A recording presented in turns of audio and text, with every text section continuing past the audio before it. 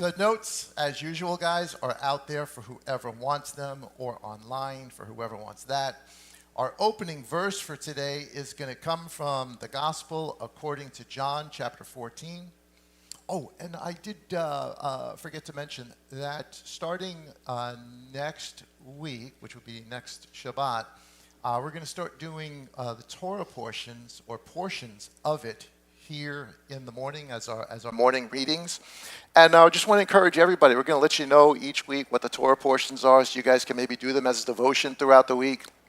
It'll have a whatever portion of the Torah it may be. Next week would be Breshit. But there's something out of the actual Torah, the first 5 books, and then something out of the prophets, and then something out of the Gospels as well, and they obviously all correlate together. So our brethren that come up and they do the reading, they'll be picking one of those portions to read. But we'll put them out there so that everybody can read on their own, use them as devotions for the week, and we'll probably be using them also as devotions for our morning manna for the week as well, so we get a chance to actually explain the Torah portion, different aspects of it, from Monday to Friday. And I think those are all the commercials for right now. So our opening verse comes from the Gospel of John, chapter 14. Should be really, really familiar to everybody. We've read this, I can't tell you how many times. But John chapter 14 and verse 1 through 3 says the following. Let not your heart be troubled. Believe in Elohim. Believe also in me.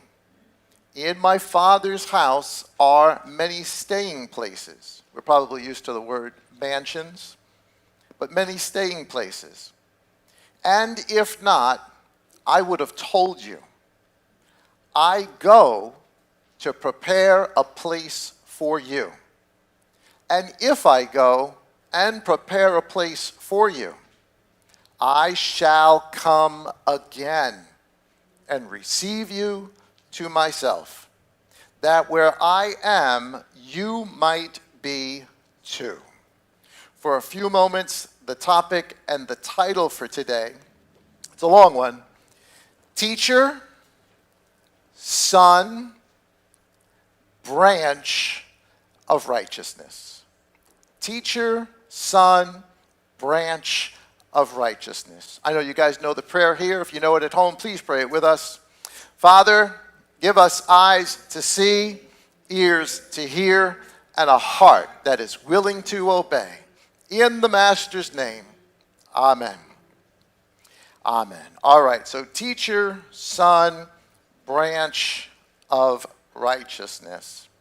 Now, obviously, we're in the middle of the ending, really, of the fall season of the feast. Tabernacles is coming to a close really quick. Like I said, Wednesday will be Simchat Torah. And I've said this before. I'll probably say it again 100 times. Hopefully lots more times than that before the master comes home or I go to meet him. That we are not actually keeping the feast days, at least not the way the Torah prescribes, because there is no temple. There is no temple. There is no, the sacrifices are not there. And there's sort of one of 2 schools of thinking that have sort of come out amongst the body. One is that, well, since these things are not here anymore, well, that they're just not important, and we don't do them, and what has wound up happening is over the last almost 2 millennia, instead of honoring those days, we have picked other days. We have created our own sort of feast days, holidays, be it Easter, be it Christmas, those sort of things. And obviously the other side of it is where we sort of come down on this, is that yes, we understand that when we celebrate Passover, we're not actually doing the Passover the way that it would have been done way back when. But what we are doing is we are remembering. We are remembering what the feast days are, when they are, what they're about, what they were about historically, what they are about right now for us, and what they are about in the future as a prophecy. And not just for us, it's for our children. This week we got a chance, somebody was asking me this week, what should we actually be doing these things? What was great about this week? We got a chance to get together as a family and eat under the tent. I mean, we put a little sukkah up in the backyard, a tent, and I don't know how many of you guys do it, but a lot of families, it seems today, don't kind of get together anymore and eat. I remember growing up, that was like a mainstay. When it was dinner time, everybody got together. You stopped what you were doing, and you went and you ate dinner. And it was a great time for us to stop, take it easy, sit back. We had a nice dinner. We had a little fire going. And it was great fellowship. It forced us to stop. And what we wind up doing is when we fellowship like that, we wind up starting to talk about God. Yeah, that becomes the conversation. And if you could do that for 7 days, I mean, that's not really that big of a deal if you think about it in the grand scheme of things. But it's a memorial. So it gives us an opportunity to get together, but also to realize that these things are prophecies as well. And we need to understand, if we want to understand what's happening and what is coming, we need to understand the feast. So we honor them. We're doing our best without a temple, without that instruction. And one day, when Mashiach does return, those things, at least most of them, will be put into place again. And it tells us even in the new heaven and new earth, from new moon or new month to new month, from Sabbath to Sabbath, we will be worshiping the Master. So these are things I think that are good for us to do, to remember, to use as a practice, to know the calendar, to understand how that thing works. And I know there's all sorts of different ideas about that. But I think when Messiah comes, he'll set us all straight. I would rather be in error trying to do the right thing than to be in error doing something that he's never, ever asked us to do. So that's sort of my take on it. So I wanted to talk to you about the first coming and the second coming, because that is directly related to the feast days. If you understand the feast days, you will understand the order of events of the first coming of the Messiah and the second coming of the Messiah. But before we jump into that, I want to share a couple of idioms with you. Phrases that we should be familiar with, and there's a lot more than this that I'm sharing, but I'm only going to share 3 with you for this morning. These are words that when we see them in the Torah, when we see them in the prophets, these are phrases that refer to the Messiah. They're messianic phrases. They're titles that refer to him. And these are just a couple of them. Some of them we've gone over before. Some of them we've talked about before. In fact, just recently, the Son of Righteousness we talked about. But 3 for this morning. The Son of Righteousness, the Branch of Righteousness, and the Teacher of Righteousness. And you'll see by the end of this why these idioms are important. So on your notes there, number 3, the Son of Righteousness. Now, we've talked about this before, but here's just one verse. I can give you a whole bunch of different idioms that use this, or a whole bunch of different things the Master says that uses this particular idiom, or it uses a reference to this. But here is the book of Malachi, chapter 4. It says, "For look, the day shall come, burning like a furnace." It's talking about the second coming of the Master. And you realize that not just by what we're seeing here, but when you read the rest of the chapter, it talks about Elijah coming before the great and terrible day of the Lord. So this is the great and terrible day of the Lord that he's referring to. It says, "For look, the day shall come, burning like a furnace, and all the proud and every wrongdoer shall be stubble. And the day that shall come shall burn them up, says Yah of hosts, which leaves to them neither root nor branch. But to you who fear my name," here it is. It's in orange up there, and I don't think it's there's no color on your notes, but it says the name, "the Son of Righteousness shall arise with healing in his wings, and you shall go out and leap for joy like calves from the stall." And that whole idea of leaping for joy is resurrection. We're here, we're alive, we're back, and we're going to leap for joy. But that term son, S-U-N, not S-O-N, S-U-N of righteousness, is a messianic idiom. It is a reference to the Messiah, to the coming of Messiah. Here's a New Testament sort of version of it 1 Peter chapter 1, verse 19, so that we can see, yes, this is absolutely something that the people of the New Testament, the people of the first century, they understood that this idiom is absolutely a reference to the Messiah. 1 Peter chapter 1 and verse 19, it says, "And we have a prophetic word made more certain, which you do well to heed as a light that shines in a dark place, until the day dawns and the morning star rises in your hearts." Well, the morning star he's referring to is Messiah. That Messiah would rise in our hearts. But he's using the term morning star. What's the morning star? The sun. The sun is the morning star. That's that big orange ball you see in the morning when you wake up. That's the sun. So that idiom of the sun rising is actually, so think about it. Father not only gives us this in his word, these idioms, but every morning when you wake up, if you wake up that early in the morning, you go out and you look at the eastern sky, what are you going to see? Father's depiction of the sun, S-O-N. Every morning you're going to see it as that sun rises up. Everything in creation somehow reflects our God, reflects the story of Messiah. Everything in the Word reflects him. Us going to bed at night, going to sleep is like a death. It's a sleep, it's a form, it's a type of. And every morning we wake up, it's a type of resurrection. Everything means something. So he is definitely the morning star, or the idiom of Son of Righteousness. Here's the Master's words, just to give you another reference. Gospel according to John, chapter 9 and verse 4. It says, this is the Master healing the man who's blind, who was born blind. He says, "It is necessary for me to work the works of him who sent me while it is day." Well, when it's day, what's up in the sky? The sun. While it is day. Night is coming when no one is able to work. While I am in the world, I am the light of the world. So a couple of different meanings there. He means light, meaning truth. Obviously, he is the truth. He is the expression of Elohim. But he's using the term day and night to help us understand that message, that just like the sun lights up the day, he is the light of the world. Like the sun is the light of the world, so he is the light of the world. So this is obvious. I mean, we've talked about this before. We did the whole thing with the sun and the moon a couple of weeks ago.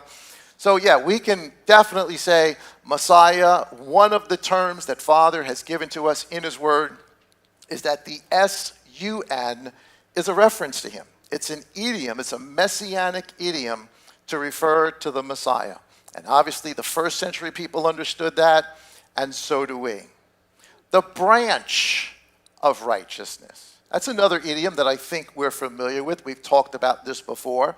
The word branch being netzar. We know the word netzarim or Nazarene. Messiah is called a Nazarene because he comes from Nazareth, not because he is a Nazarene. But that word means branch. And so here is Isaiah chapter 11, verse 1, speaking to us about the coming branch, an idiom for the Messiah. Verse 1 says, "And a rod, a branch, shall come forth from the stump of Jesse." Jesse, of course, being the father of King David, meaning from the line of Judah. "Shall come forth from Jesse, and a sprout from his roots shall be fruitful." And I'm skipping down to verse 4 because it tells us what this sprout is going to do, what this rod is going to do. This sprout, this rod, but with righteousness he. So it's talking about a person. With righteousness he shall judge the poor. And it goes on and on and on and on to explain a whole bunch of different things, including being a light to the Gentiles as well. So here's another reference from the prophets that's using an idiom to refer to Messiah. And the idiom here is that he is the branch of righteousness. You could just say branch, but just to keep the thematic thing going, it means branch of righteousness because he comes in righteousness. He will judge in righteousness. Here's another one from another prophet, Jeremiah chapter 23 and verse 5. Jeremiah says the following, See, the days are coming, declares Yah, when I shall raise up for David a branch of righteousness. So he actually uses the entire term, branch of righteousness. And a sovereign, a king, shall reign and act wisely, and shall do right ruling and righteousness in the earth. So two different, and there's a whole bunch more we could look up, but just for time's sake, there's two. Again, I think most of us know this already. This term, branch of righteousness, is definitely a messianic term. Did the Messiah ever connect himself with this term, being the branch? Yes, quite a few times, but here it is in John chapter 15. I know it says 1 there, so it's a typo. John chapter 15 and verse 1, the Messiah says, I am the vine, and my Father is the gardener. He's the true branch, and we are offshoots from him, which is why some of the early believers in the first century were called Netzarim, because Netzarim means branches. So he says, I'm the vine and you are the branches. Well, he is the branch that comes from Jesse, and we are the branches that sprout off of him. So is the branch of righteousness an idiom for the Messiah? Yes, absolutely. So when you read these things, when you're reading the Torah, when you're reading through the prophets, and you see that, you realize, okay, he's talking about the Messiah. Now, our Jewish brethren may or may not, in some instances, agree with us on it, but that's because they don't see Messiah as being the Messiah we see. And that's okay. Hopefully one day they will. But these are two separate idioms for Messiah. But here's the one that I want to talk to you about today. He is the Son of Righteousness, and he is the branch of righteousness.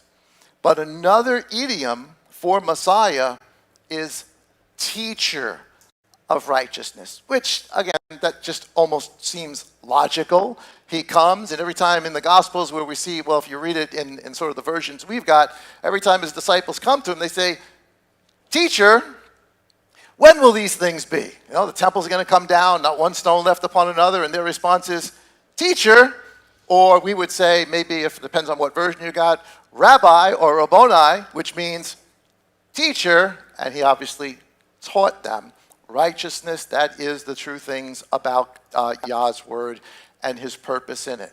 Why is this important to us? Because it's going to show us something about the feast days. And that's what I want you to understand today. Now, I got a little chart up there. I'm sorry, it doesn't come out on your notes. I can maybe print this out later if anybody wants it.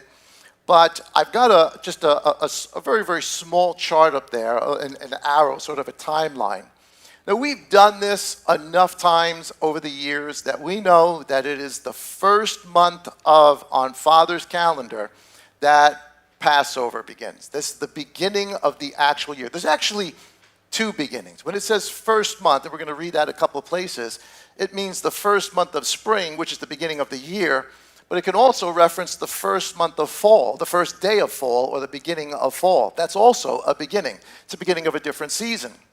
And if you remember, on the actual calendar that we're now trying to understand and use, that first day is an important day because if it's the spring solstice, it's still like half winter, and it's also half spring.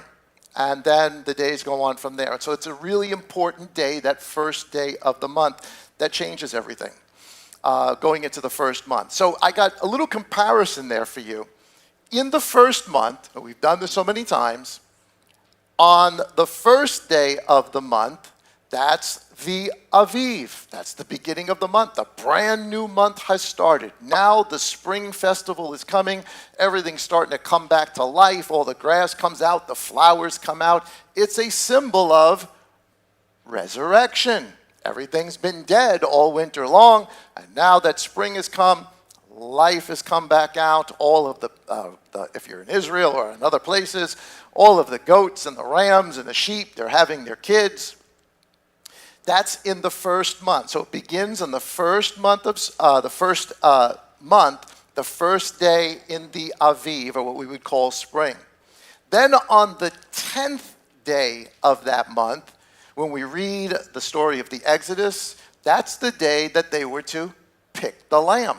That's the day that they were to take the lamb, bring it into their home, and they keep it into their home for a couple of days until the actual Passover comes on the 10th day of the month. The day Messiah rides into Jerusalem on the 10th day of the month. They were picking the lamb.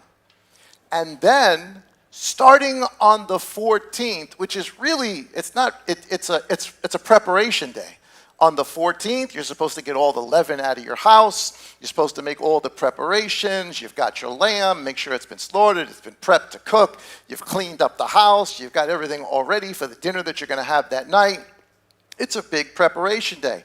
But it isn't until that evening, between the evenings. And when it says between the evenings, what it means is when the sun is going down and it's halfway below the horizon and halfway above the horizon, that's between the evenings. So we would say, around 6 or so, it depends on when sunrise and sunset is in the springtime.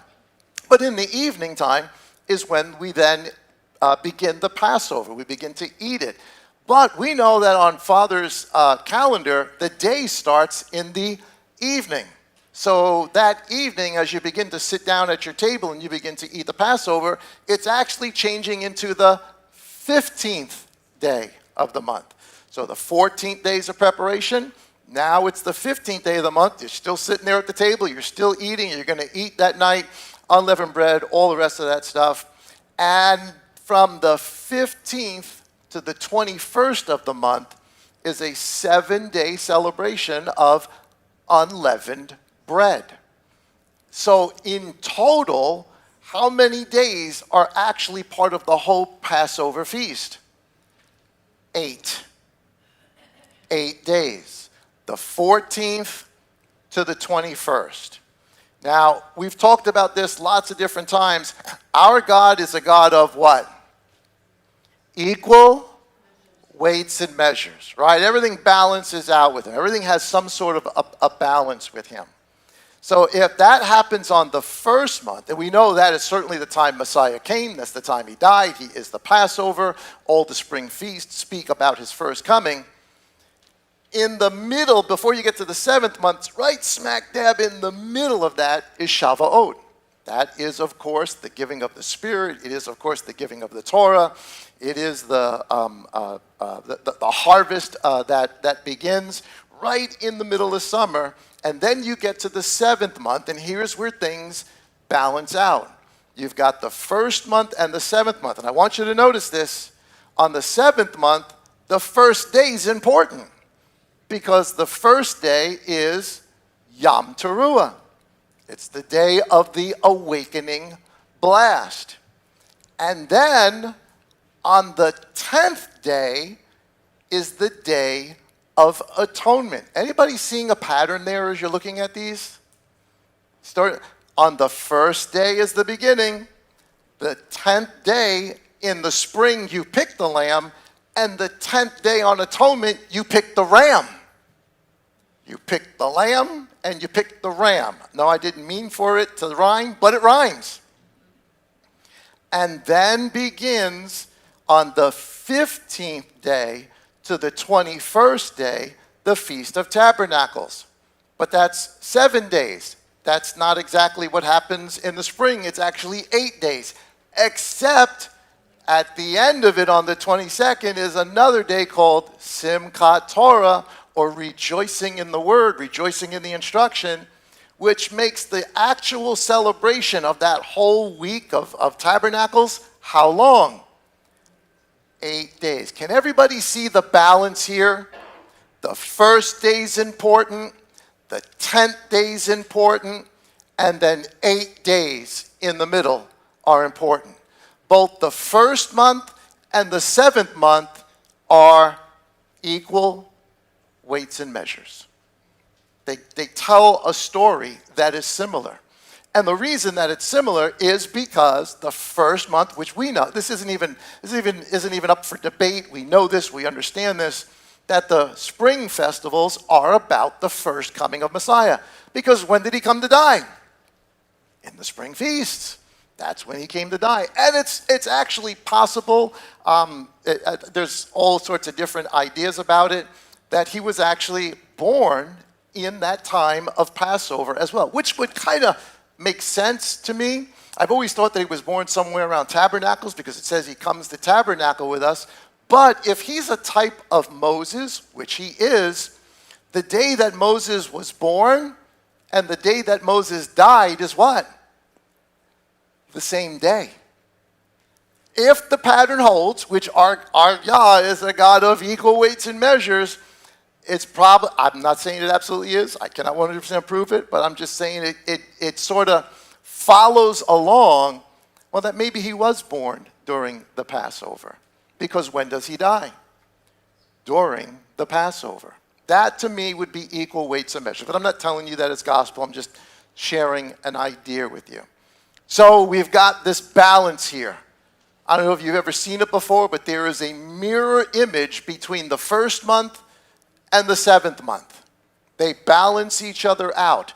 One is the first coming. Well, if the spring festivals are the first coming, just being logical, what's the fall festivals? The second coming. They are the second coming, or they are the prophecies from our perspective of the second coming. So would it then be important for us to understand Passover, unleavened bread, the picking of the lamb, Shavuot right in the middle of it, then trumpets, then the Day of Atonement, then all of the days of tabernacles? Would it be important for people who now know that he's already come in the past during the spring, we should now all be looking for what? His coming to be sometime in the fall feast. This idea of two comings of the Messiah is not a Pharisaic idea. It is not a Sadduceic idea. Sadducees are a whole different ballgame all by themselves, but from a Pharisaic, or even today, a Judaism perspective, they believe there's been lots of different Messiahs that have done lots of different things, but their concept of Messiah is twofold. Yeah, there's a Messiah that's going to come, that's going to be, at least from their perspective, Messiah ben Joseph, one who will suffer, and a Messiah ben David, one who is going to be king. But this is Pharisaic belief. This is their concept. But to them, they may have two different names, but they're two different Messiahs. The Messiah who's coming as king, that's the Messiah they're waiting for. The Messiah who's coming as general, the Messiah who's coming to save Israel, meaning literally save them from an army, from a battle, that's the Messiah that they're waiting for. And yet they've called lots of people throughout history Messiah. I know it sounds crazy. They've called Trump Messiah lots and lots of times. I don't know if you've seen that, but they have many, many times. And they pattern him off of King Cyrus, who let Israel out, who was also an anointed one. So why is this important to us, this idea of two comings? Well, it solidifies for us, at least from where we are today, since we know he came in the spring, we're looking for the fall feast to be the second coming. Here's the book of Joel, chapter 2 and verse 23. And it says, "And you children of Zion, be glad and rejoice in Yah your Elohim, for he shall give you the teacher of righteousness." So just like we read Son of Righteousness, just like we read Branch of Righteousness, now we're talking about the teacher of righteousness. And look at what it says about the teacher of righteousness. "For he shall give you the teacher of righteousness and cause the rain to come down for you, the former rain and the latter rain as before." Now, it might not be apparent to us, but the concept of a former rain and a latter rain are agricultural terms. They're things you need to know if you're going to be planting crops, because in Israel, in the Middle East, in the place where this is written and these people lived it out, in the springtime, you needed the spring rains for all the crops that you planted in the spring. So that there would be a rain that Yah would give in the springtime. And then in the fall, another rainy season comes on, and it's the rain that the plants need just before harvest. So he's saying here he's going to give us the teacher of righteousness. How?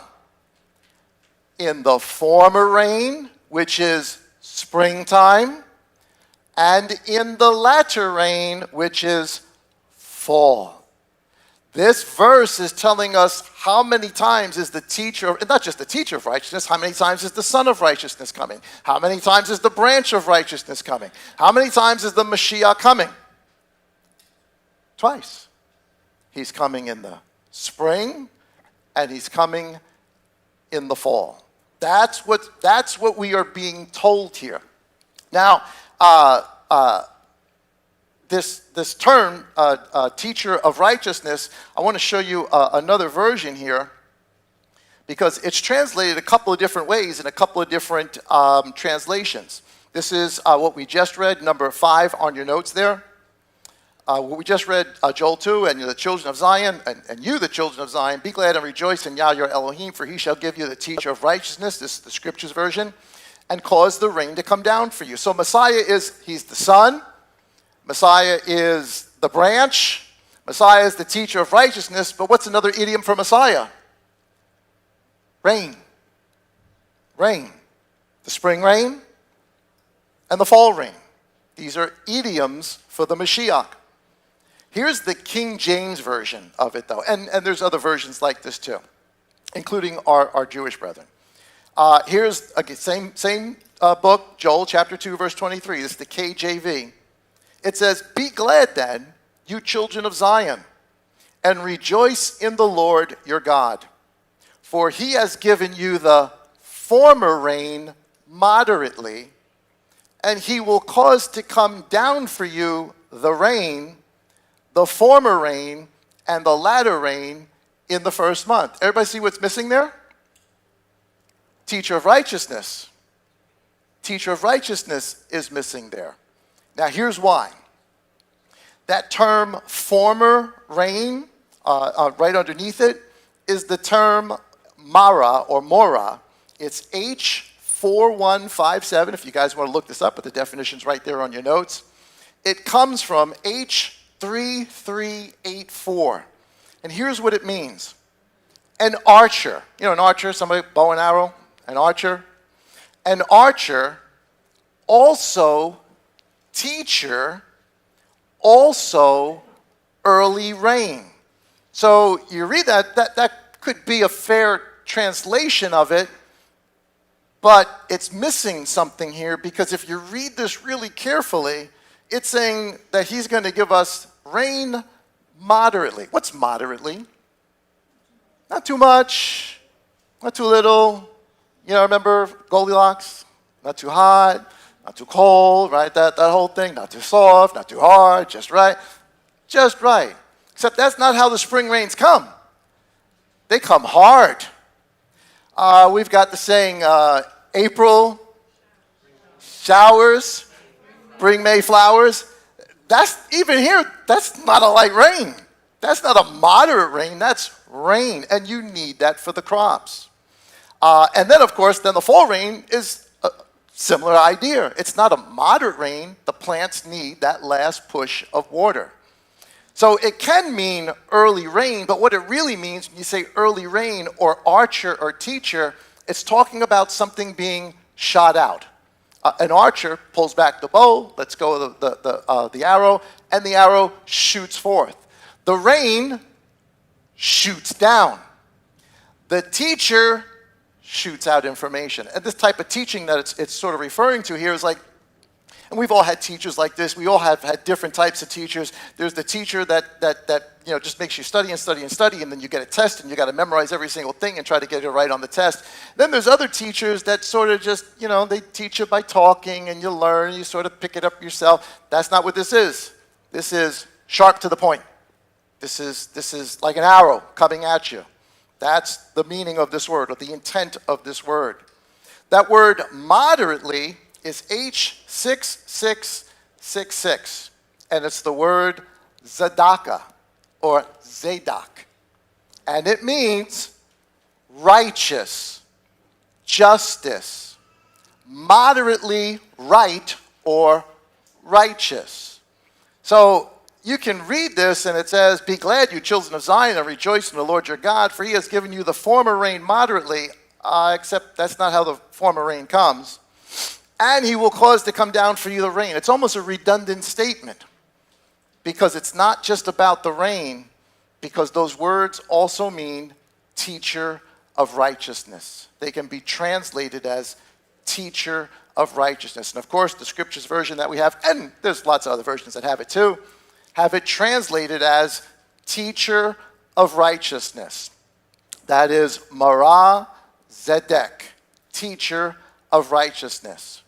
That same two words, Marah Zedek, are in the Dead Sea Scrolls over and over and over and over again.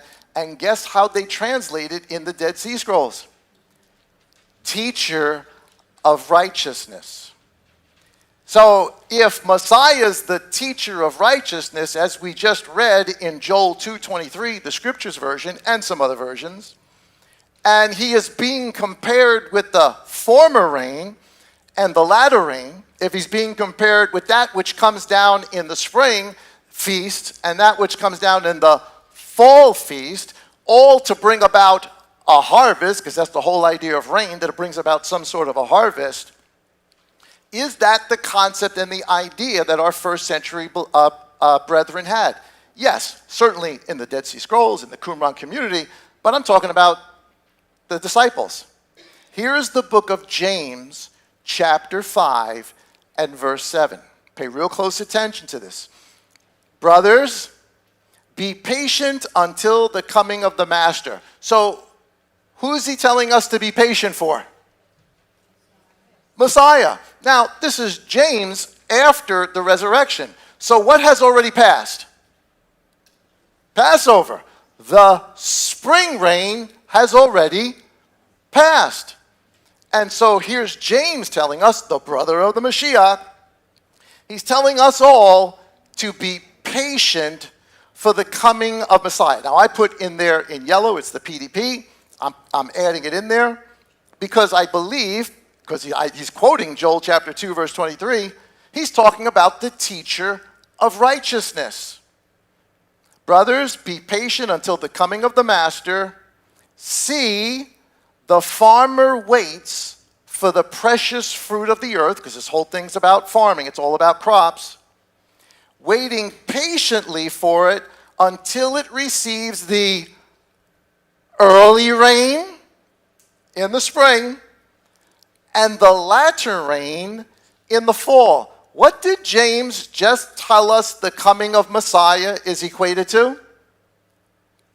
The early rain and the latter rain, which is exactly what we just read in the book of Joel. So if he's quoting Joel, he is telling us the one who's actually the early rain and the latter rain is the master, is the teacher of righteousness. "Waiting patiently for it until it receives the early and latter rain. You too, like a farmer waiting for the spring and the fall harvest, spring and the fall rains, be patient. Establish your hearts, for the coming of the master has drawn near." So is there any doubt, should there be any doubt in our minds that the comparison between the spring and the fall rain has to do with the coming of Messiah? Both first coming and second coming. Spring coming and fall coming. Just like Joel just told us. And actually what James is doing here is he's quoting Joel, except he used the word master instead of teacher of righteousness, which I understand. That means the same thing. Is everybody with me so far? This is really important. Okay. It appears in some other places as well. This is the book of Hosea, chapter 5 and verse 14. And to understand this, because it's going to connect right back to our opening verse. In Hosea chapter 5 and verse 14, Yah is rebuking both the northern house and the southern house. He calls Judah people who move a marker. He calls Ephraim people that have a sickness. And Yah is not happy with them at all. And you can read all of chapter 5, but I'm picking it up at about verse 14 so we understand what's coming. So the master, Yod-Heh-Wav-Heh, says to them, "For I am like a lion to Ephraim, like a young lion to the house of Judah." that's not a good thing. When he says he's like a lion to you, if you walked, I don't know, down the street and there's a lion behind a tree, is that a good thing or a bad thing for you? If there's a Rottweiler, a wild Rottweiler behind a tree, and you're walking past it, is that a good thing or a bad thing? That's a bad thing, because ultimately, or more than likely, what's that Rottweiler going to do? It's going to look at you as lunch. It's going to take a bite out of you. That's what Yah's saying.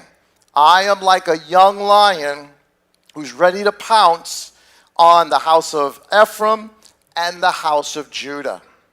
Now listen to this. I myself tear them and go. So a lion would come up, take a bite, tear them, and it's got its chunk of flesh. So what does it do? It goes. I myself tear them and go. I take them away. Now I'm putting the PDP to give you some color so you can see where I'm going with this. I think he's talking about the destruction of not just Ephraim, but eventually the temple, Jerusalem, and the entire nation of Israel. I take them away, and there is no one to deliver them. When Yah's going to do this, when he took a bite out of Ephraim, nobody could deliver Ephraim. And when he takes a bite out of Judah, nobody can deliver Judah as well. Verse 15. I shall go. Wait a second. If he's going, what has already happened? He's come. He's come. He's telling us, I am going. I shall go, which means he already came, if we're keeping with the analogy that we just read in Joel chapter 2 and in James, if keeping with the analogy, if he's already come, he's come when? As the spring rain. I shall go, I shall return to my place. Until they, meaning the house of Ephraim and the house of Judah, confess their guilt and seek my face, and in their distress diligently search for me and say, and we'll get into what they say, that's chapter 6, the verse right under it. So, what I want you to know, doesn't this sound familiar to you? This should sound really, really familiar to you, because it's the verses we just read in John 14. This is exactly from, and as a matter of fact, I color-coded it so that you can see the connections here. John 14, I'm just picking it up at verse 3 instead of verse 1, but verse 3, the master says, and if I go, well, what night is it that he's saying this? Passover night. What's going to happen that next day? He is going to go. He's going to die. He says, you're going to be really, really sad, but then later on you're going to have joy. But he's going to go. And if I go, which means we're talking about the spring has already occurred, the spring rain, they're going to crucify him. If I go and prepare a place for you. Where? Well, look up at Hosea 5:14. I shall go and I shall return to my place. Now he's saying, I'm going to prepare a place for you. Where? In his place. In Father's place, but it's his place. He's going to prepare a place for us as well. I shall come again. Wait a minute. He's already there. And we know he's going to rise a couple days later. It's still springtime. So when's he coming again? We now know, because we understand Joel 2 and we understand James, that there is a spring coming and there is a fall coming. The spring Moedim and the fall Moedim. And if I go, I shall come again in the fall, that's the PDP, and receive you to myself, that where I am, you might be too. Does that make sense to everybody? Can everybody see how it's the same conversation he's having. He's talking about tearing them, and he's going to tear them for sure, at least Judah in this particular case. That's going to happen. So go right back up to the verses just before it. He says, I shall return to my place until they confess their guilt and seek my face, and in their distress diligently search for me and say. So now, Hosea 6:1 is what they say. Listen to what they say. Come and let us turn back to Yah. For he has torn, he took a bite out of us, but he does heal us. He has stricken, but he binds us up. After 2 days, he shall revive us. Now, we've talked about this before. Messiah comes on the 4th millennial day, before the changeover to the new age. And how long has he been gone? For 2 millennial days. 2,000 years is one age, or 2 millennial days. One more time. After 2 days, he shall revive us. Now, who we're talking about here? We're talking about Judah. We're talking about Ephraim. We're talking about the believers, both those scattered among the nations. But we're also talking about Judah. We're talking about the land. We're talking about the people. We're talking about everything that we know in the Middle East there. What's he going to begin to do after 2 days? Revive them. When does Israel get revived? Is there an Israel today? Sure there is. I'm not saying it's the spiritual Israel of the Bible. I'm not saying that they're walking in Yah, nothing like that. But is there an Israel? Everything's a process, right? There's no such thing as they just come back and all of a sudden everything's great. Every tree grows in what? Stages, right? You plant it, it's got a bud. After it buds, the branches start growing out, and then the flower comes, and then eventually the fruit comes. There's a process of being revived. So when did the process of Judah and Ephraim, who have had a bite taken out of them, when did the process begin? Because it's got to begin after 2 days. When did it begin? 2 days later, in the midst of the second day, 1948. 1948, reviving, again, this is according to the Zadok calendar, at the end, or really just before the end, because it's only been, 70 years, it's at the end of the last Jubilee before a new age, or the second to last Jubilee before a new age. After 2 days, he will revive us. And on the third day, well, if 2 days is 2 millennial days, and Messiah came on the 4th day, what's 4 plus 2? Plus 7. On the 7th day, at least the beginning of the 7th day, or what they refer to as the 3rd day, on the 3rd day, which is a beginning, according to the Zadok calendar, is a beginning of a new age, 1,000-year reign of Messiah. On the 3rd day, he shall raise us up. What do you think raise us up means? Well, if he's reviving them, and not just them, he's reviving all of us. All the people of Yah are being revived right now. We're all opening our eyes. We're all coming. And it's a process for all of us. Are you the same person you are today that you were 10, 15, 20 years ago when you first heard the gospel story? I hope not. If you are, you're doing something wrong. You're supposed to grow. You're supposed to, like a tree, start to go through the process and bud and flower and bear fruit and more fruit and so forth and so forth and so on, because he is the branch of righteousness and we are attached to him. So it goes on to say, he shall raise us up so that we live before him. When? On the 3rd day. So let us know. Let us pursue to know Yah. His going forth is as certain as the morning. What is that? What is certain about the morning? What do you know absolutely positively is going to happen tomorrow morning? Sun's going to come up. Even if it's cloudy and it's raining and you can't even see the horizon, you know that the sun is scheduled. It's on a schedule. And now we know it. Today we can figure it all out. You can get an app on your phone, your watch. You look and say, what time sunrise? It'll tell you what time sunrise is. Why? Because it's scheduled. He says, His going forth is as certain, it is scheduled as the sun of righteousness, the morning. So we've got the branch of righteousness in here. We've got the son of righteousness in here. And he comes to us like the rain. Hold on a second. Wait. We already know former rain, latter rain, right?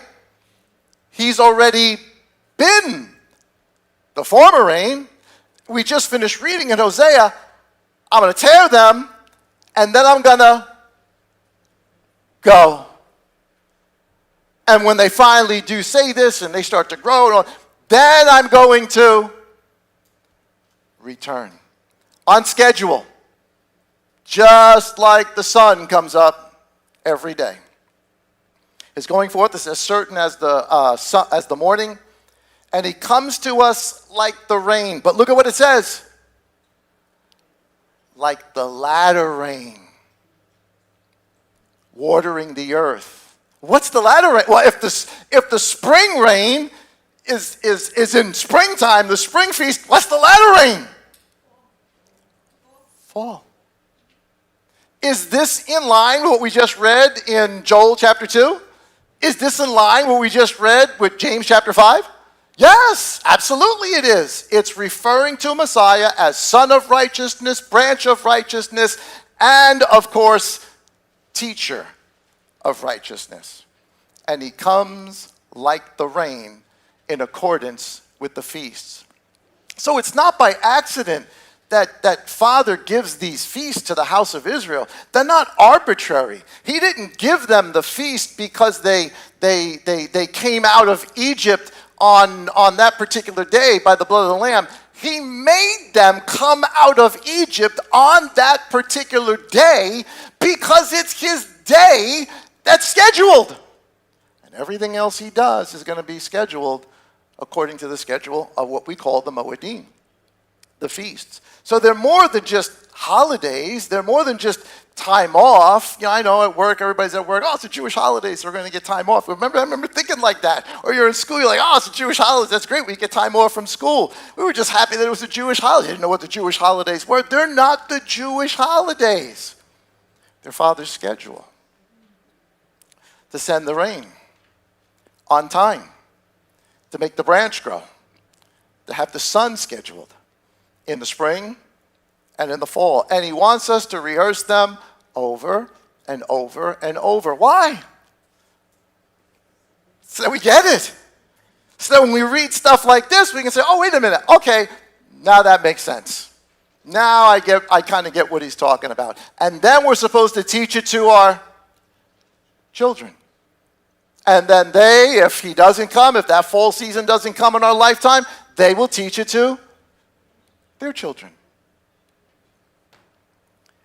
And he comes to us like the rain, like the latter rain, watering the earth.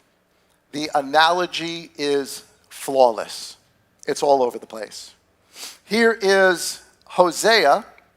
So that's Hosea chapter 6. You can see that and how it matches with John chapter 14. But there's more to this story about the rain. Now, I didn't want to print out the whole thing because it's kind of long, but so I did little pieces here. This is number 7 on your notes. But I definitely encourage you, go back and read all of these verses. But I'm giving you the sort of synopsis of it. It doesn't take away from the story, but definitely go back and read the whole thing. So we already know, he's already said in chapter 5 and 6, I'm going to tear them. They've done something. Judah and Ephraim have done something that is so bad, Yah's going to come, he's going to tear them, and he's going to go, and he's not going to come back until there is repentance, and they say what they're going to say, and then finally he does come back in the fall rain. We get the same story here in Hosea chapter 10, except it gives us a lot more detail. Hosea chapter 10 and verse 1 says, Israel is a degenerate vine. He brings forth fruit for himself, and his fruit increased. As his fruit increased, he increased the slaughter places, meaning the slaughter places, not the slaughter for Yah, all the different gods and things that they did. So This is very similar to what we just finished reading. What happened to Israel? It became a degenerate vine. It didn't bring forth the fruit that it was supposed to bring to Yah. It brought forth other fruit. Remember when the Pharisees and Sadducees come to John at the baptism in the Jordan? What does John say to them? You vipers, you snakes, bring forth fruit of repentance. Who told you to come? The axe is already laid at the tree. Or let's say it another way. The lion is about to pounce. So bring forth fruit worthy of repentance. That's John's message to them. First time he sees them. We get this animosity. Now we're starting to understand why. Because that's the story. That's what was written beforehand. Israel is a degenerate vine. He brings forth fruit for himself, and his fruit increased. As his fruit increased, he increased the slaughter places. And the better his land, the better they made the pillars. So he's talking about all the stuff they added, the gods and everything else that they did. Verse 4. So I'm skipping some verses. Go ahead and read the ones in between. Verse 4. They have spoken words, swearing falsely in making a covenant. Therefore judgment shall spring up like poisonous weeds in the furrows of the field. What has happened to Israel? It's been poisoned. It's been poisoned by who? The people who made a false covenant. Well, who are we really talking about here? Who's the leadership of Israel? Well, in Messiah's day, it would be Pharisees and Sadducees. And what they are doing is swearing falsely, speaking false words. Messiah meets Nicodemus. And the whole thing, you got to be born again of the Spirit. You can't see the kingdom of God, yada, yada, yada. He goes through the whole conversation with Nicodemus, right? Goes through the whole conversation, and Nicodemus is like, well, how are you going to be born again? You entered your mother's womb, that whole conversation. And what's the master's response to that? The Son of Man himself is going to be lifted up just like Moses was lifted up in the wilderness. Moses lifted up the snake or the staff in the wilderness. Why did Moses lift up the staff in the wilderness? Because the people were bitten by poison and they were dying. He's telling us, think about that. He's telling Nicodemus, think about that story. I'm telling you it's happening again. Except you are the people who are doing it. Your words are poisoning them. You're biting them and the people are dying. And so what is he going to do? He's going to be lifted up. Just like the serpent, the bronze serpent on the pole with Moses. They have spoken words, swearing falsely and making covenant. Therefore judgment shall spring up like a poisonous weeds, and the furrows of the field is always about agriculture. Sow for yourselves righteousness. I want to do this on my colored notes here. Verse 12. Sow for yourselves righteousness, reap according to loving commitment. So he's telling them to do what? This is what you're doing. You're not sowing good. You're sowing falsely. You're sowing poison. You're sowing weeds. What does he want them to do? Sow righteously. So let's just put this in an agricultural sense. He's talking to them as a farmer. If you sow sparingly, I think that was the word today, you sow sparingly, you reap sparingly. If you let the weeds and the rocks and everything else in there, if you're going to sow the right way. Plow it in deep. Make sure the furrows are straight. Make sure the seed, there's plenty of seed out there. Sow in righteousness. Sow for yourselves righteousness, reap according to loving commitment. Break up the tillable, or the fallow ground was maybe a way that we would know it. Break up the tillable ground. The ground is the heart. Break up the heart. It is time to seek he who comes. Well, now, let's just read it. It's time to seek he who comes and reigns, not R-E-I-G-N-S, R-A-I-N-S. Reign. It is time to seek Yah till he comes and rains a righteousness on you. Absolutely fair translation of it, except that word reign, which is number 3384, yara, is related to the other word we just read, which also means archer, which also means reign, but guess what it also means? Teacher. Teacher. So, and then righteousness, same word, Zedek, righteousness, read it like this now. Sow for yourselves righteousness, reap according to loving commitment, break up your tillable ground. It is time to seek Yah till he comes, the teacher of righteousness, on you as the spring rain. Because if you don't, he's going to, like a lion, pounce on you. You have plowed wrongness. You have reaped unrighteousness. You have eaten the fruit of lying because you trusted in your own way. What does the master tell the actual Pharisees about their way? You honor me with your lips, but your hearts are far from me. Your way, your oral tradition makes Yah's word, Father's word, void, null, ineffective. You honor your traditions over the word of Elohim. Well, that's what they're talking about here. You plowed in wrongness. You're going to reap unrighteousness. You've eaten the fruit of lying because you trusted in your own way, your oral Torah, in your many mighty men, your own warriors, your own strength, your own soldiers. An uproar shall arise among your people, and all your strongholds. Strongholds are the walls around your city. I put in there Jerusalem so we realize what's actually being said because this is prophecy. And all your strongholds, Jerusalem, shall be ravaged as Shalman ravaged Beth Arbel in the day of battle. And in this battle, a mother dashed in pieces, she's going to be cut in pieces, and her children. Thus it shall be done to you, O Bethel. Everybody know what Bethel means? House of God. What's going to be done to them? What's going to be done to the house of God? A siege is going to be laid against it. Your warriors are not going to stand up to it. You're going to die in it.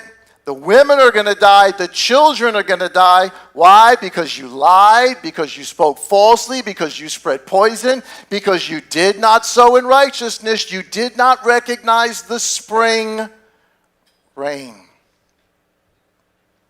Thus it shall be done to you, O Bethel, house of God, because of the evil of your wickedness.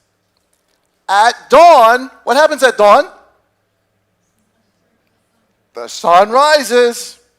At dawn, in the spring, that's the PDP version, at dawn, the king of Israel is completely cut off. Well, when was the king of Israel cut off? In spring, at the Passover. He's cut off, karat, as Daniel says. This is also spoken of by Messiah himself in a couple of different places, but here's one, Luke 21, and see if you cannot see the parallels here. Luke chapter 21, and I think it's verse 20. It says, this is the master speaking to the disciples. He tells them the temple's coming down, all of that's going to happen. They say, teacher, tell us when. When's all this stuff happening? He goes on to describe it, and he says, and when you see Jerusalem surrounded by armies, then know that its laying waste is near. Then let those in Judah flee to the mountains, and let those who are in the midst of her go out, and let not those who are in the fields enter her, because these are the days of vengeance. I'm just going to add something here, but this is what he says. Why is this going to happen? Because they missed the day of their visitation. This is later on in Matthew, it says, in a couple other places. What's the day of their visitation? The spring rain. The Messiah. They didn't recognize him. In fact, they absolutely rejected him to the point that they are going to kill or cut off the king of Israel. Because these are the days of vengeance that we just read about in Hosea chapter 10, to fill all that has been written. And woe to those who are pregnant and those who are nursing children in those days. Why? Because they're going to lay siege work to you. They're going to come in, and your warriors, your army's not going to be able to go against them. You cannot fight Yah. Ephraim couldn't do it. Judah can't do it. When he crouches like a lion and he's about to bite, there's nothing you can do. And woe to those who are pregnant and those who are nursing children in those days, for there shall be great distress in the earth and wrath upon this people, Judah. And they shall fall by the edge of the sword and be led away captive into all nations. Hosea chapter 6. Until they say, all the stuff we have just read 2 days later. And Jerusalem shall be trampled underfoot by the nations until the times of the nations are fulfilled. Does that sound like the same story? Does to me. That's prophecy. And we're just reading out of Hosea. We can read this in 5 other places that it says the same thing. But I read this because it's associated with the rain.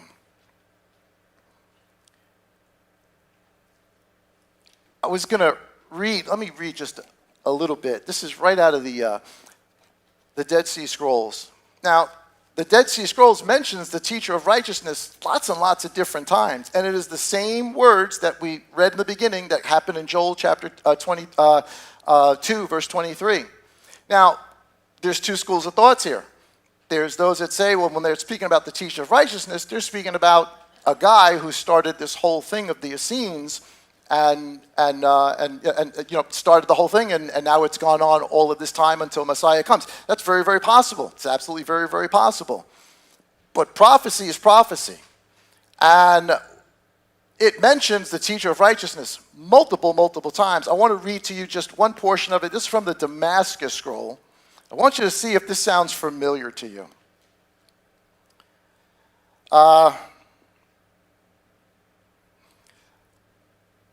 When his actions become evident, this is the page, if you want to look this up, page 60. You can read the whole thing, B, column 19. It says, when his actions become evident, he shall be sent away from the company, and as though his lot had never fallen among the disciples of God. In keeping with his impiety, he must not, the most knowledgeable men shall punish him until he returns to take his place among the men of holy perfection. They're talking about the teacher that's come, the teacher of righteousness. When his actions become evident according to the interpretation of the law which men of holy perfection live by, no one is allowed to share either wealth or work with such a one. For all the holy ones of the Almighty have cursed him. Such is the fate for all who reject the commandments, whether old or new. They're talking about new commandments that this individual is going to give, whether he's somebody that in their deep past or somebody that's coming. Messiah does give new commandments. He absolutely does. You have never prayed in my name before, but from now on, what do you do when you pray to the Father? You pray in my name. That wasn't given before. That's new instruction. Such is the fate of all who reject the commandments, whether old or new, who have turned their thoughts to false gods, which is what we've been reading about here, and who have lived by their willful hearts, which is what we just finished reading about here. They have no part in the household of the law. They will be condemned along with the men of mockery, Pharisees, because they have uttered lies against the correct laws and rejected the sure covenant, which is what we just read in Hosea, that they made the land of Damascus, that is the new covenant. They consider themselves people of the new covenant. Neither they nor their families shall have any part in the household of law, any part in the kingdom to come. Now from the day that the beloved teacher passed away to the destruction of all the warriors who went back to the man of the lie. Who's the man of the lie? Just from a gospel perspective, who's the man of the lie? Who's the liar? Ultimately, who's the real liar? Satan is. But who else is the liar? You are of your father. He was from the beginning, and so are you. poison, viper, snakes, liars. Same story. We're getting the same exact story here. Now from that day the beloved teacher passed away to the destruction of all the warriors who went back to the man of lie, went back to Jerusalem, went back to the Pharisees, protected all the soldiers who tried to protect Israel. From the day he dies, let me read it one more time. From the day the beloved teacher passed away to the destruction of all the warriors who went back to the man of the lie will be about 40 years. See, if this is historical, then there's got to be some place in history where there was a guy who started this whole thing who took a messianic title. That's a messianic title. I mean, I'm not going to come to you. I'm not going to ask you to call me teacher of righteousness. I wouldn't do that. I wouldn't do that. That's so presumptuous. But if that did happen, then in history, somebody has to die who's called the teacher of righteousness. And about 40 years later, Jerusalem has to be destroyed with all its people in it, because this is what it says. Now at that time, God's anger will burst about 40 years later against Israel. As he said, neither king nor prince, which is right out of Hosea, nor judge, nor anyone who exhorts to do what is right will be left. But those who repent of the sin of Jacob and have kept God's covenant, then each will speak to his fellow, vindicating his brother, helping him walk in God's way. And God shall listen to what they say and hear it and record in a book what has been written of those who fear and honor his name. So if this is historical, if there was some other individual that was called the teacher of righteousness, when he died, 40 years later, Jerusalem had to be what? Destroyed. When was Jerusalem destroyed? 70 AD. I mean, unless you go all the way back to Nebuchadnezzar, but that's way before this. Just from a prophetic standpoint, there's nothing in history that you can point to, unless we just don't know the history, which is possible. And even if there was something in history that had this pattern to it, though there is no destruction, utter destruction of Jerusalem, it still becomes prophecy of what's coming. Because prophecy is what? Cyclical. And Messiah, the teacher of righteousness, who came as the spring rain and was rejected by the people who were liars, who is the very topic of the spring feast, declared in Luke 21 that we just read, a siege will be around you. And you're going to be dashed to pieces, and the sword will be against you, and the women and the children, etc., etc., etc., etc. When? About 40 years after his death. So either this is a historical event that happened before, that is a prophecy of another event that's going to happen, or this is a prophecy of an event that is going to happen, but from our perspective, it has already happened. Either way, it's incredible.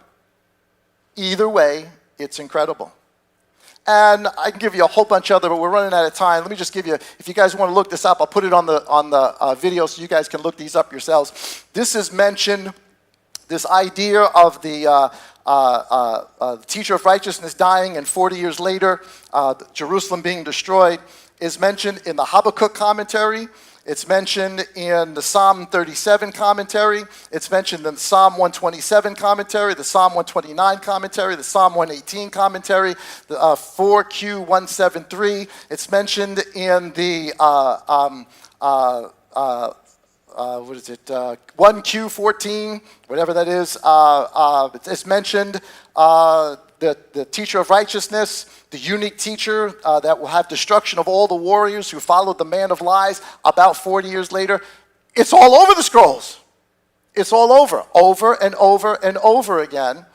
And some of it, you read, it's kind of hard they're giving an interpretation, saying, I don't see that with the interpretation they're giving, but that's their interpretation.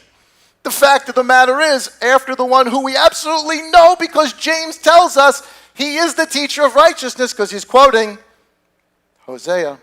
Joel chapter 2. After he dies, about how many years later does Jerusalem get destroyed? About 40 years later. And he's not coming back until when? Until the fall.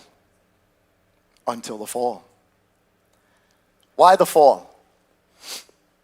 Why the importance of these feasts? I looked this up. Now, obviously, you guys know that I'm growing grapes in my backyard. Been doing it for my second year. And it takes a while for grapes to mature. The first grapes you get, you know what they taste like? You guys ever eat grape gummy bears? It tastes like grape gummy bears. It doesn't taste like a grape. It tastes like candy. And the first time I ate it, I'm like, that's not how a grape is supposed to taste. It's because the first couple of fruiting seasons, you're really not supposed to eat. They're not good. They're not considered circumcised. They're not ready. So I looked up on AI, and how long does it take for a grape harvest? Guess when the grape harvest is supposed to be harvested? In the fall. It's harvested in the fall, after the rains. AI said it takes 3 to 4 years for a newly planted grapevine to be ready for full grape harvest. After the first year, the vines are pruned and new growth is allowed to be established. By the 3rd or 4th year, the vine is strong enough to produce and ripen a full crop of grapes. How long does it take for harvest? Well, just for real grapes, 3 to 4 years. In 2 years or 2 days, you revive us. On the 3rd day, you harvest us. You raise us up. Hosea chapter 6, verse 11 again. Come, let us turn back, for he is torn. He does heal us. He's stricken. He does bind us. After 2 days, he revives us. On the 3rd day, he shall raise us up, and we shall live before him. So let us know, let us pursue to know him. His going forth is as certain as the morning, and he comes to us like the rain, like the latter or the fall rain watering the earth. Revelation chapter 14, last verse for this morning. Revelation chapter 14, verse 14. And I looked, and I saw a white cloud, and sitting on the cloud was one like the son of Adam, having on his head a golden crown, and in his hand a sharp sickle. And another messenger came out of the dwelling place, crying with a loud voice to the one sitting on the cloud, send your sickle and reap, because the hour has come for you to reap. The appointed time has come for you to reap. The scheduled time has come for you to reap, because the harvest of the earth is ripe. And the one sitting on the cloud thrust in his sickle on the earth, and the earth was reaped. And another messenger came out of the dwelling place which is in heaven, and he too held a sharp sickle. And another messenger came out from the slaughter place, having authority over the fire. And he cried with a loud voice to him having the sharp sickle, saying, send your sharp sickle and gather the clusters of the vine of the earth, because her grapes are ripe. How long does it take? 2, 3 to 4 seasons. And the messenger thrust his sickle into the earth and gathered the vine of the earth and threw it into the great winepress of the wrath of Elohim. When does this harvest take place? In the fall. In the fall. After the fall rains. 2 comings. One in the spring, one in the fall. Because he is the teacher, the son, and the branch of righteousness. So are the Moedim important? Oh yeah. Oh yeah. Whatever's coming, whatever this harvest is, however this is going to come out about, however it's going to look to us, when's it going to happen? This part of the harvest? In the fall seasons. Because that's the appointed times. And that is Yah's word for you guys for this morning.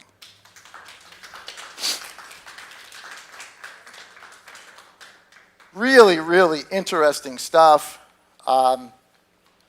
Again, whether they're talking about the same son of righteousness, teacher of righteousness in the scrolls, it's just uncanny that it certainly mirrors the story of Messiah, no matter how you cut it. There's an evil priest, an evil one who kills them, and 40 years later, death comes to the house of Israel. Our God is truly, truly amazing. Remember, these are not Pharisaic concepts. These are not Judaism concepts today. This is not their picture of the coming Messiah. Not at all. But it is the picture of the people of the first century and all that have come since, and certainly the people out of the Qumran. Father, we love you. We thank you for your word. We ask that you would continue to open up our eyes, our understanding. Father, as we memorialize and remember these feasts and what they meant in the past, what they mean to us today, and what they will mean in the future. To you be all glory, honor, and praise, to the one who is our teacher of righteousness, to the one who is indeed the Son of righteousness, and to the one who is indeed the branch of righteousness. In his wonderful name, amen. Amen. Guys, thank you so much for hanging out with us today. I hope that you enjoyed that message. Listen to it again. Give us a thumbs up and a like. Share this out with somebody. We'd appreciate that. And join us on Monday morning for our morning manna. In the meantime, guys, enjoy the rest of your Shabbat. Say it out loud with me, everybody. Shabbat. Shalom. Peace, everybody.